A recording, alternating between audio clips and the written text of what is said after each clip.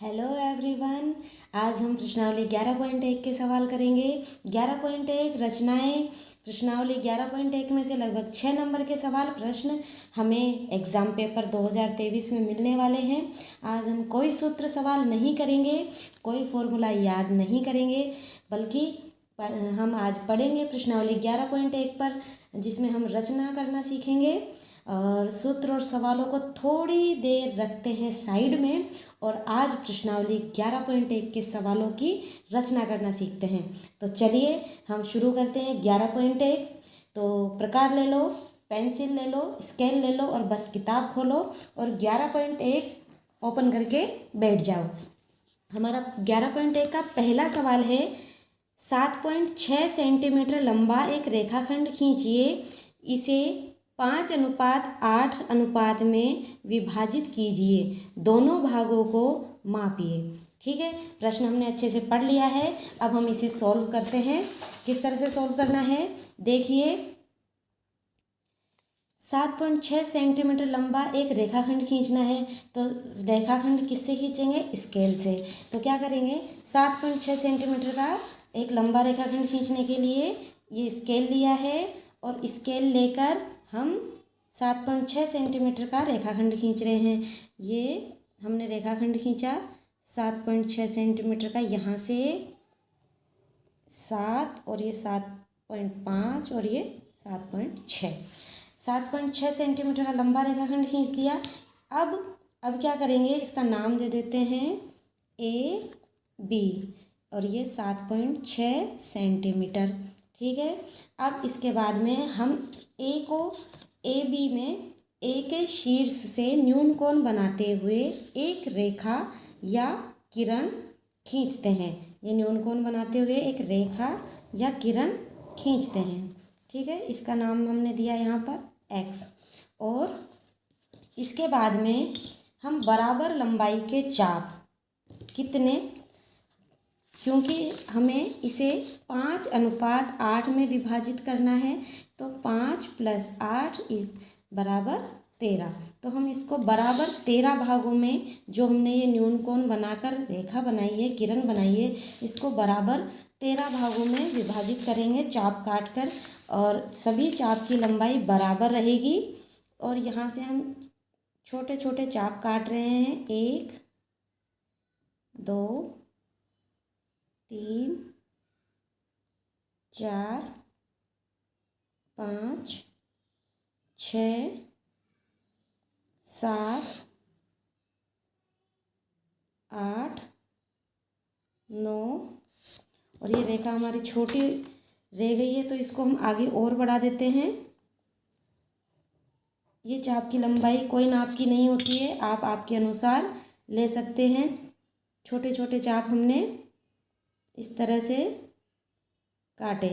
कितने हो गए, हम इनका नाम भी देते जाते हैं और गिनते भी जाते हैं। A1 A2 A3 A4 A5 A6 A7 A8 A9 और ये एक्स नाम जो हमने दिया था इसको बाद में दे देंगे, A10 A11।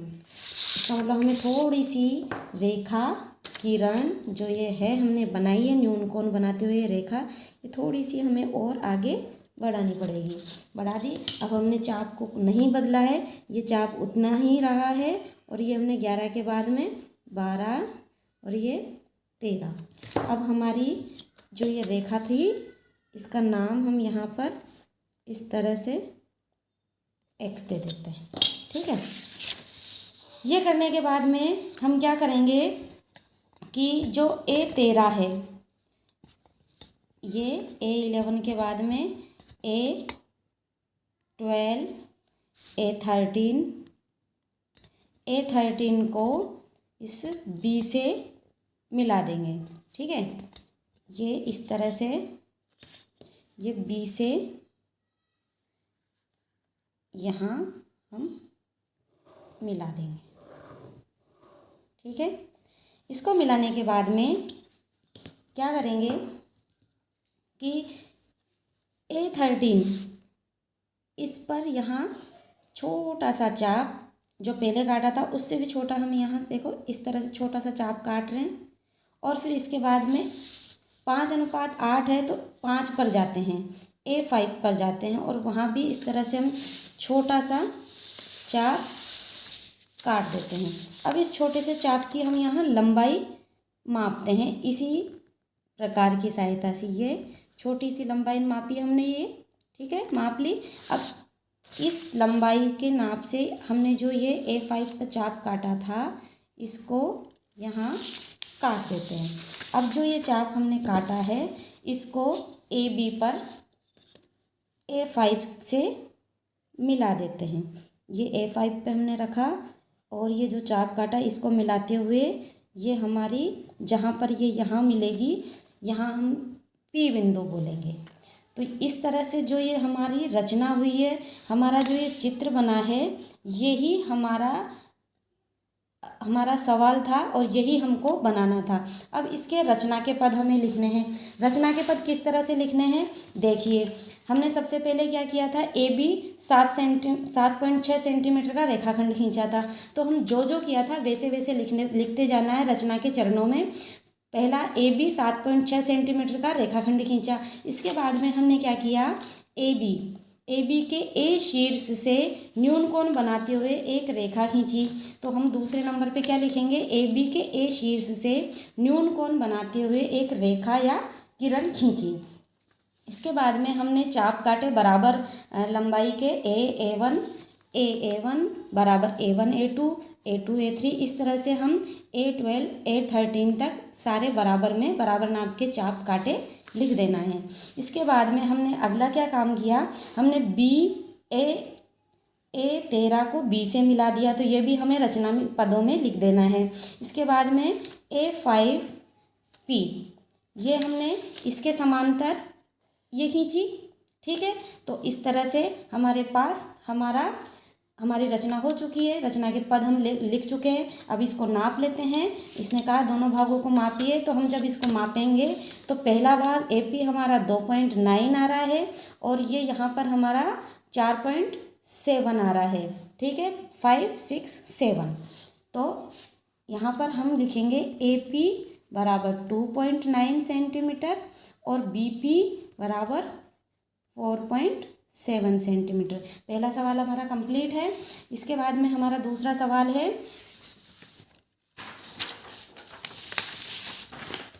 कक्षा 10 की 11वीं प्रश्नावली 11.1 का दूसरा सवाल। दूसरा सवाल कह रहा है, क्या कह रहा है कि 4 सेंटीमीटर 5 सेंटीमीटर और 6 सेंटीमीटर भुजाओं वाले एक त्रिभुज की रचना कीजिए जिसकी भुजाएं दिए हुए त्रिभुज की संगत भुजाओं की 2/3 गुनी है, ठीक है। अब दूसरे सवाल को हम कैसे करेंगे देखिए, बहुत ही आसान सवाल है। 4 5 और 6 सेंटीमीटर भुजा वाले त्रिभुज की रचना करनी है सबसे पहले। तो हम सबसे पहले सबसे बड़ी भुजा है इसमें 6 सेंटीमीटर खींच लेते हैं, ठीक है। तो स्केल लिया और हमने 6 सेंटीमीटर का ये 6 सेंटीमीटर खींच लिया। अब 6 सेंटीमीटर खींचने के बाद इसका नाम दे देते हैं BC 6 सेंटीमीटर, ठीक है। इसके बाद प्रश्न हमारा क्या कह रहा है, 6 सेंटीमीटर भुजाओं वाले एक त्रिभुज की रचना कीजिए जिसकी भुजाएं दिए हुए त्रिभुज की। अब इसमें हमें 4 सेंटीमीटर और 5 सेंटीमीटर और चाहिए।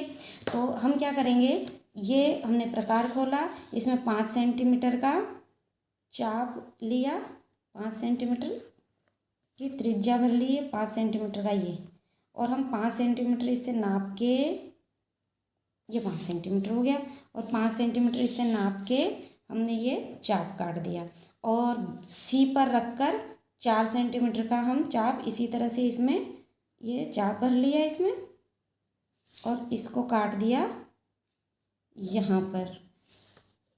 ये इधर 5 सेंटीमीटर का था, आपस में ये दोनों चाप एक दूसरे को काटेंगे। जहाँ पर ये एक दूसरे को काटेंगे उस वाले बिंदु C से मिलाया, फिर बिंदु B से भी मिला दिया, ये मिला दिया और यहाँ पर नाम लिख दिया A।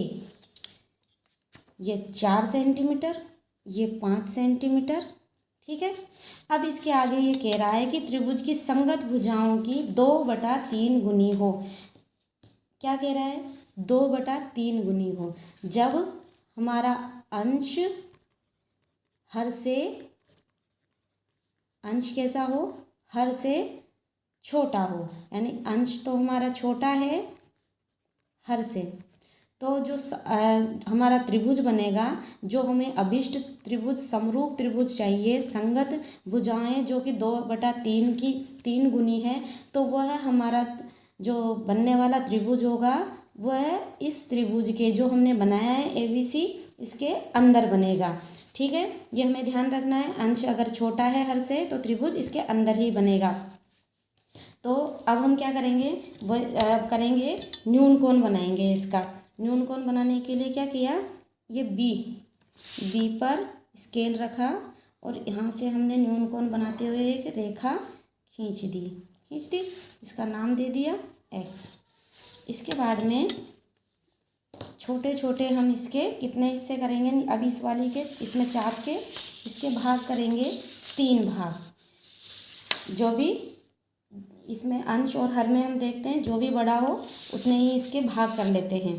तो ये हमने भाग किया। इसके लिए चाप काटेंगे। ये चाप काटना 1 2 3 काट दिया चाप। अब इसके बाद में हमें पता है कि ये त्रिभुज अंदर बनने वाला है। त्रिभुज अंदर बनने वाला है तो इसका नाम दिया हमने B1 B2 B3। अब इस B3 से इस C को मिला देंगे। ये मिला दिया। ठीक है। अब क्या करेंगे?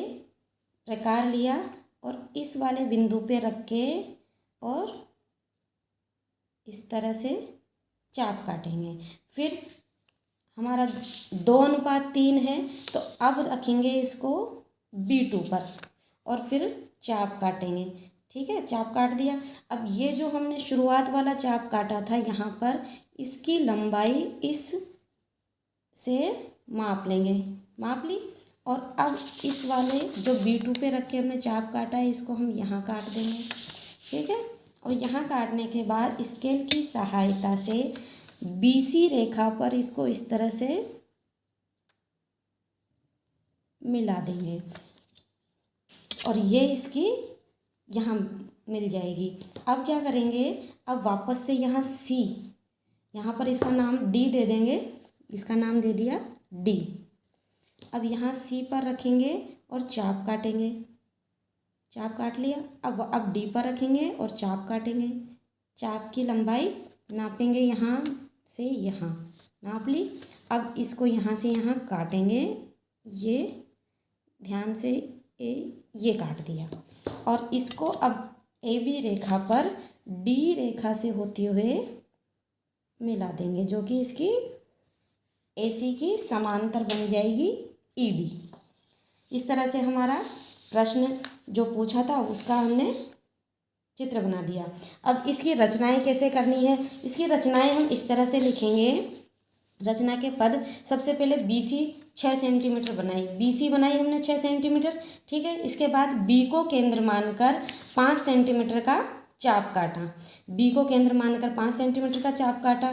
फिर 3rd नंबर पे हम लिखेंगे C को केंद्र मानकर 4 सेंटीमीटर का चाप काटा। और ये यहाँ बिंदु A नाम दे दिया और हमारा ये अभिष्ट त्रिभुज ABC, अभिष्ट त्रिभुज ABC प्राप्त हुआ AC मिलाने पर। इसके बाद इसमें हमने क्या किया? न्यून कोण बनाया। जैसे जैसे हम बोलते जा रहे हैं, करते जा रहे हैं, वो सारा हमें इसमें लिखना है और लिखकर हमारे रचना के पद कंप्लीट हो जाने हैं। इसके बाद में हमने क्या किया? न्यून कोण बनाया। अब 5वें नंबर पे हमने क्या लिखेंगे? न्यून कोण बनाया। न्यून कोण बनाने के बाद में क्या किया? न्यून कोण बनाने के बाद में हमने चाप काटा यहाँ से। फिर चाप काट कर इसको समांतर रेखाएं खींची। कौन कौन सी समांतर रेखाएं थी? B2 B3C। इसमें देखिए आप, ये B2 D और B3 C ये समांतर हैं। इसके बाद में हमने समांतर बनाई AC ED में। ठीक है, AC समांतर है ED के और B3 सी समांतर है बी टू डी के। अब हमारे पास जो त्रिभुज बने, त्रिभुज ए बी सी का समरूप त्रिभुज बना ई बी डी, हमारा सवाल हो गया। अब हमारा अगला सवाल है, तीसरा सवाल जो है वो क्या है, हमारा अगला सवाल तीसरा है, 5 सेंटीमीटर, 6 सेंटीमीटर और 7 सेंटीमीटर भुजाओं वाले एक त्रिभुज की रचना कीजिए और फिर एक अन्य त्रिभुज की रचना कीजिए जिसकी भुजाएं दिए हुए त्रिभुज की संगत भुजाओं की 7/5 गुनी हो। बहुत सिंपल सवाल है, जैसे हमने अभी ये सवाल किया वैसे ये सवाल आराम से होने वाला है। तीसरा सवाल देखिए, 5 सेंटीमीटर, 6 सेंटीमीटर और 7 सेंटीमीटर के ये भुजाओं वाले त्रिभुज की रचना करनी है। ठीक है, तो क्या करेंगे, सबसे पहले 7 सेंटीमीटर, 7 सेंटीमीटर भुजा, 7 सेंटीमीटर की भुजा बनाएंगे स्केल की सहायता से। तो ये 7 सेंटीमीटर हम खींच लेते हैं, यहाँ पे ये 7 सेंटीमीटर खींच लिया, नाम दे दिया बी सी, कितना 7 सेंटीमीटर। इसके बाद में सवाल है 5 सेंटीमीटर, 6 सेंटीमीटर त्रिभुज की रचना करनी है। तो 5 सेंटीमीटर का हम वापस से चाप भरेंगे इसमें, ये 5 सेंटीमीटर ये चाप भर लिए। जैसे जैसे सवाल कहता जाता है हमको वैसे वैसे करते जाना है। बहुत ही सरल प्रश्नावली है और आपके इसमें बहुत अच्छे अंक प्राप्त कर सकते हैं। इसमें आपको कोई फॉर्मूला याद नहीं रखना, बस आपको रचना करना सीखना है। और ये हमने चाप काटा इधर 5 सेंटीमीटर का, फिर सी पर रखकर हम चाप काटेंगे 6 सेंटीमीटर का। और रचना के पदों में हम जो जो बोल रहे हैं, जो जो कर रहे हैं वो सारे रचना के पद आ जाएंगे। तो रचना के पद अलग से कुछ ऐसा विशेष नहीं है, रचना के पद जरूर लिख के आए। आपके अच्छे नंबरों से आप पास होंगे और आपके पेपर के लिए बहुत बहुत शुभकामनाएं हैं मेरी कि आप अच्छे से तैयारी करें। और ये हमारा बन गया 5 सेंटीमीटर और ये बन गया 6 सेंटीमीटर और यहाँ पे नाम दे दिया ए। अब इस त्रिभुज प्राप्त हो गया, रचना के पदों में हमें इस तरह से लिखना है। फिर एक अन्य त्रिभुज की रचना कीजिए जिसकी भुजाएं दिए हुए त्रिभुज की संगत भुजाओं की 7/5 गुनी हो। कितनी गुनी हो, 7/5 गुनी। अंश बड़ा है हर से, और जब अंश बड़ा हो हर से तो जो समरूप त्रिभुज की रचना करवा रहा है ये, तो समरूप त्रिभुज हमारा बनेगा वो इस त्रिभुज के बाहर बनेगा। कहाँ बनेगा, बाहर। तो हम क्या करेंगे, यहाँ से तो BC को बढ़ा देंगे, ठीक है, यहाँ से AB को बढ़ा देंगे, ठीक है, और नीचे न्यून कोण बनाएंगे यहाँ पर, जैसे हम पहले के सवालों में करते आ रहे हैं। न्यून कोण बना दिया और न्यून कोण बनाने के बाद में इसको हम इन दोनों में से 7 भागों में बांटेंगे। कितने भागों में बांटेंगे इसको, समान चाप 7 भागों में। चलिए 7 भागों में इसको डिवाइड करते हैं। यहाँ रखा 1 2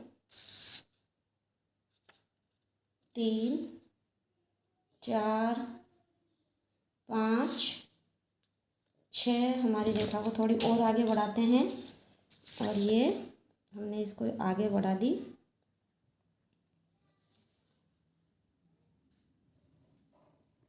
ठीक है, इसको आगे बढ़ाकर 1 2 3 4 5 6 और ये 7 हो गया। अब इसके नाम लिख देंगे हम, B1 B2 B3 B4 B5 B6 B7 और यह X। ठीक है, इसके बाद में हमें 7/5 में इसको विभाजित करना है और बाहर बनेगा इसका त्रिभुज। तो हम क्या करेंगे, B5 से C को मिला देंगे। सबसे पहले तो B5 को C से मिला देंगे। इसके बाद में B5 पर इस तरह से चाप काटेंगे, ठीक है। और इसके बाद में B7 पे रख के चाप काटेंगे। ये चाप काट लिया। अब इसकी लंबाई नापेंगे, ये लंबाई नाप ली और लंबाई नाप के इस B7 से काटे गए चाप पर चाप काटेंगे और इस चाप और इस B7 को जहाँ पर ये बढ़ाई हुई BC पर जहाँ पर भी मिलेंगे वहाँ पर नाम लिख देंगे D और फिर दोबारा इस C पर रखकर हम चाप काटेंगे। ये चाप काटा, फिर D पर रख के चाप काटेंगे और इसकी लंबाई नापेंगे, ये लंबाई नाप ली और ये चाप काट दिया। ये चाप काटने के बाद में ये जहाँ पर भी जाके ए से मिलेगा, यहाँ पर ए वाली रेखा जो हमने बढ़ाई हुई है वहाँ पर जाकर जहाँ पर भी मिलेगा वहाँ पर ये इसकी समांतर रेखा AC की समांतर रेखा बनाएगा। तो ये D और ये A और हमने इसको मिलाया, ये यहाँ पर जाके मिला और इसका नाम दे दिया E। तो हमारा अभिष्ट जो त्रिभुज बना, त्रिभुज ABC के समरूप त्रिभुज बना त्रिभुज EBD, ठीक है। त्रिभुज EBD बन गया और इस तरह से हमारा ये पूरा हमारे इसकी 7/5 रूप में इसकी रचना हमने की, जो इस तरह से है। तो हमारे 3 सवाल आज हम कर चुके हैं। चौथा सवाल 5वां, 6ठा, 7वां आप करें और हल करें, आसानी से हो जाएंगे। अगर नहीं होते हैं तो मुझे बताएं, कमेंट करके बताएं, फिर मैं आपको अगले वीडियो में 4, 5, 6, 7 सवाल भी करके दिखाऊंगी आपको कि कैसे करना है। बहुत ही सरल सवाल है। आज का टॉपिक आपको कैसा लगा? आज पढ़कर आप हमको अच्छा लगा तो हमें ज़रूर कमेंट करके बताएं और एग्ज़ाम से डरने की बिल्कुल ज़रूरत नहीं है। पढ़ते रहिए, तैयारी करते रहिए, लाइक कमेंट करके मुझे ज़रूर बताएं समझ आया। सब्सक्राइब कीजिए, बेल आइकन को प्रेस कीजिए जिससे नए आने वाले वीडियोस आपको आसानी से मिले। Thank you.